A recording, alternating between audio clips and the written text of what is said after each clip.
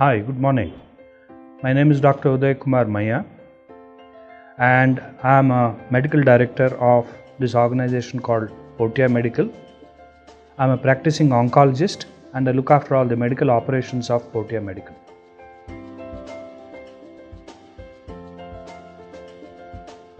Diabetes is an illness which is asymptomatic initially, and the symptoms develop only if one develops a complication associated with diabetes.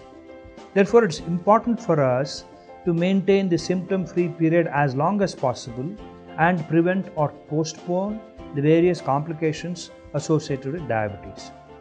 One of the major complications one can have with diabetes are end organ damage. Therefore, maintaining a good glucose level throughout is of paramount importance. Now, how do we maintain good glycemic levels? In an established diabetic, the best way to monitor sugar levels is to keep a check of the A1C reading. A1C reading between 6.5 to 7 or below that is considered as good diabetic control, and these people will have very less chances of developing diabetes associated complications. By corollary, anybody who has a very unstable A1C reading which shuttles between 6 and 9 or 6 and 10 are having a high probability of developing various complications. Now, what are these complications I am talking about? The most common area where a diabetic has to watch out is cardiac problems. Diabetics are more prone to develop heart attacks, angina attacks and various cardiac associated peripheral vascular disease. Therefore, by maintaining a very constant glycemic level, by having periodic cardiac checkups, by having ECGs done periodically, one ensures that the cardiac complications are either not occurring or occurring at a later date. The next common problem are the eye problems. Diabetes are prone to a condition called diabetic retinopathy, wherein they will slowly start getting blind because the retina is damaged by the uncontrolled diabetes or progressive diabetes.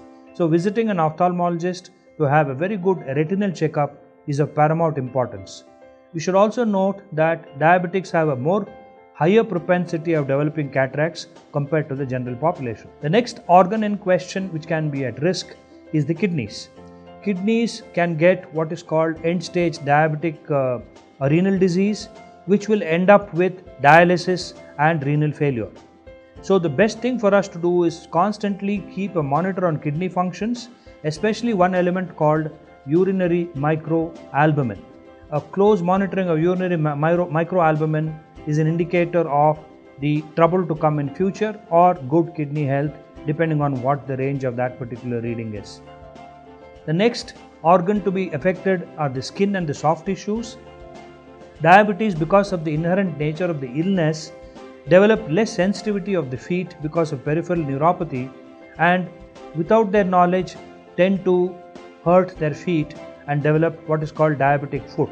And because of the increased glycemic levels, infections are very rampant in this particular foot, and if not careful, they may land up with amputation of that particular foot or finger in question.